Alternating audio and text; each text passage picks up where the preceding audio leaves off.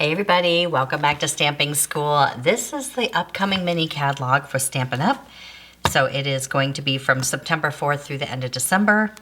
And there's holidays and even everyday things in there. So it's just another new mini catalog and it's pretty cute. I like the cover. I can't show you the inside yet until it goes live on September 4th, but I can show you anything that I have for my pre-order. So I'm going to show you an interesting suite that's in here. So on page 35, there's a suite that's called Regal Winter Suite. And it has these gorgeous papers that are very wintry, but yet still you can use them for every day, but they're in the Regal colors. So, you know, you've got the blackberry and the navy and the heather purples and a little bit of peacock and shaded spruce, and pretty much all the Regals are in here. This one has like a blackberry background. This one has either black or a dark green behind it. You've got a little bit of wild wheat, so it's definitely, you can do some fall things with it. Isn't it cool? So I pre-ordered all the paper, all the ribbons, and all the accessories because I plan on doing my shares. So I'll be posting those soon. And I get all the papers so I can kind of look at them and see. And then when I got this one in person, I was like, wow, that's really cool. And look at the back in all those beautiful Regal tones. It was kind of like a nice surprise. And then another part of the suite, there are these pretty gold and peacock prints. So there's 6 to a package, 6 sheets, 2 of each. And they're white on the other side. So you got the peacock, and then you've got a white and gold. So they're just sort of accent papers, and then cherry cobbler. So the Regal tones in this suite are so pretty. There's also these gems and all these that go with all these colors, the blackberries and the blues and the rosy pinks and the greens. And then look at this ribbon. This is the blackberry bliss and gold ribbon, sort of like a textured weave, but it's definitely light enough to tie in a bow, but it's got some sturdiness to it. And the gold is on both sides of the ribbon, which is nice, so that when you tie it, you don't have to worry about one side showing and one not, you know, that type of thing. So it's very pretty. And then some of the other products that go with this that I thought were really pretty, there's a shaded spruce ribbon that's gorgeous that really picks up those greens in here. And there's a wild wheat ribbon that has like wheat around there, and then sort of like a little mesh weave right there. That picks up all those yellow tones. In the annual catalog, we've got the peacock and gold metallic ribbon. I mean, so many pretty ribbons that go with this paper because there's so many colors in a paper. The navy and gold ribbon that we have. And then these are super pretty. These are the larger cards, like the Memories and More cards. They're about, you know, like 4 1/4 by 6 1/2 or something like that. They're just one step bigger, but they don't require extra postage. But they're gold dipped, and they come with the gold at the bottom, like this, or on the side, however your card's gonna go, in green and cherry cobbler. Aren't they pretty? And blue. So this is interesting. So like this one, it's at the bottom, and this one, it's, you know, along the side, or whichever way you want to do it. But they're really pretty. So there's a lot of gold in this catalog. A lot of silver and gold, shiny gold. They also got these pretty amber dots that would go really well with this paper. And then these Druzy, which I found out recently, like crystallized gems in gold and silver. So anyway, really pretty stuff. Let me show you a project with these papers. Oh yeah, oh, and look at these leaves. Little mesh leaves that you can add to the projects in gold. They're very light, so it won't cost anything to mail. They're so pretty, there's a whole bunch of them. Good stuff coming. I was bouncing around like a little ball in the pinball machine, like, I should show this, and this, and this, and this, and this. I wanted to show it all. So a long time ago, we had crisscross cards. And I thought this would be kind of fun. You could do a gift card in here. You could do a pull-out ornament. You could do all sorts of things. And you can make this a pocket like I did, or I'll even show you how to open it. But crisscross cards are kind of fun. And so this one we'll call a diagonal pocket, because this one doesn't cross. This one's just a pocket. So we'll call this the diagonal pocket with a little closure right there. So I'm going to show you how to cut it. You want to start with 4 1/4 by 11, and then we're going to score it in half at 5 1/2, just like you normally would, right? Score it in half. And then what you want to do is figure out which way you want your diagonal to go. So in this case, I've got the fold on the left, and this just tucks in over here. So we want to cut this part off right here. I'm going to cut diagonally, and the way we do that is put it in your paper cutter and line up with the track here and here. So get the point lined up in the track there and there. Use your cutter and cut that off. And you can save that, and I'll show you why you can make another one out of it. But, all right, so that's how you do the main part, the main card. Now to do these panels.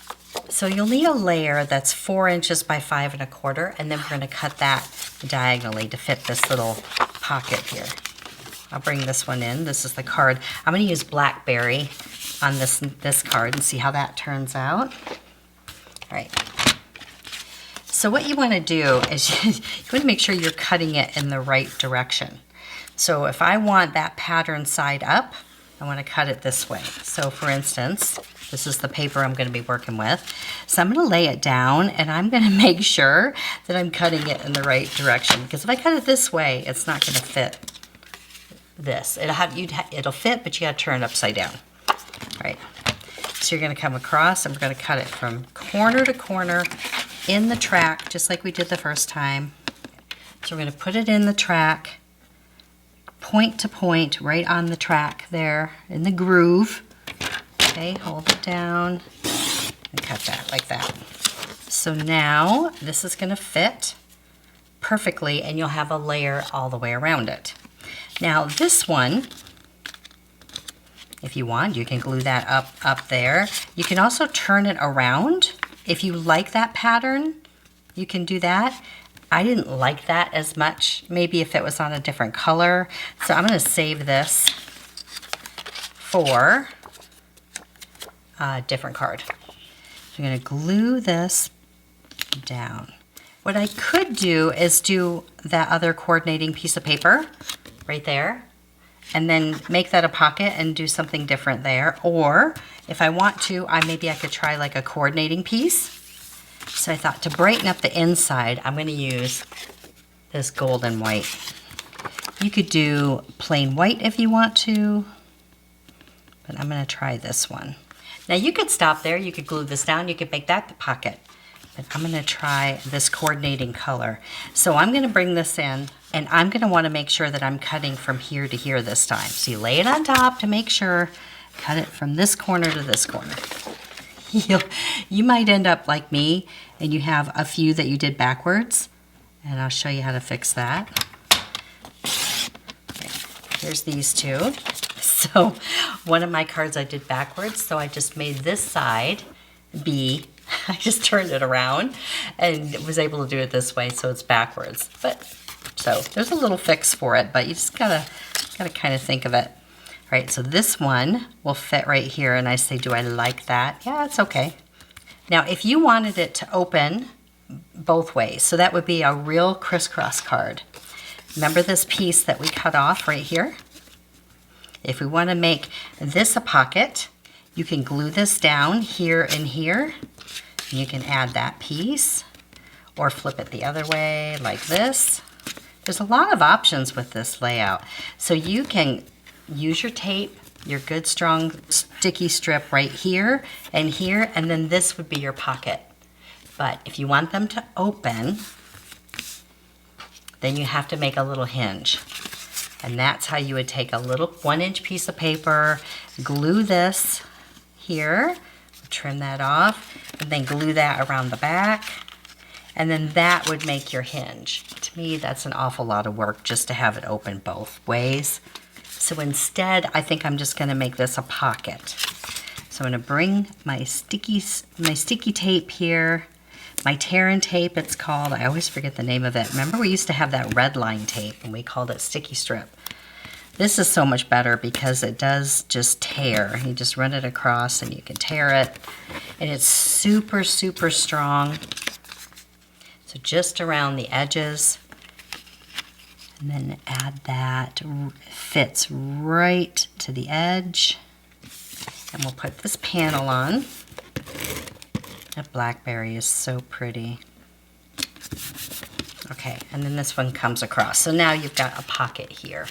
And so this doesn't even have to open. It can if you want to. So what I did on mine over here, I made a little pull-out tag. This is using the Spotlight on Nature dies, which hopefully are coming back soon, any day, but you can just use your circles or squares or whatever. I liked the Spotlight because you could run the ribbon through those little holes up there. So I can glue this down and then you just leave it like that. Or if you want it to open, you can make a little closure like I did here. So my closure is a flower. Peel it off here. Thank goodness they don't see the backside. So I cut out a flower from the designer paper. I glued it to some cherry cobbler paper, trimmed it out, and then put dimensionals right up here, just at the top. There we go, so you can see better there. So that's just a little bit higher, and that creates that little bump, that little latch, I guess, right there. See, so that just by not having the glue and this part's higher, you can tuck that in. Or we can just glue this whole thing down, probably with some of this tear tape down at the bottom, and then we can make a pocket so it won't open like that. And then to do the same thing, I put one of those little mesh leaves back there too. Do you see those? I just love those. They're so pretty. Ta-da. See? Now we can dress it up just a little bit more with this ribbon. If we want to make a knot, you know, that's 3 lengths of the card. 1, 2, 3. If we want to make a bow, it's 4. Let's make a bow around the back so it's pretty. And through. See if I can do this. Oh, not bad. Okay. If you want to save the ribbon, you can just make a bow and glue it on. I feel like we might need some gems on here. Scatter those around. And you can also put a panel on the back and write on the back. So 2 different ideas. On this one here also, where this comes out, I put a little strip of cardstock, just a little bit of cherry just to give it a little more stability where the paper is, since it's just designer paper right here. I think this one might be my favorite, but I like them both. Well, thanks for watching. We'll see you next time. See it, learn it, stamp it.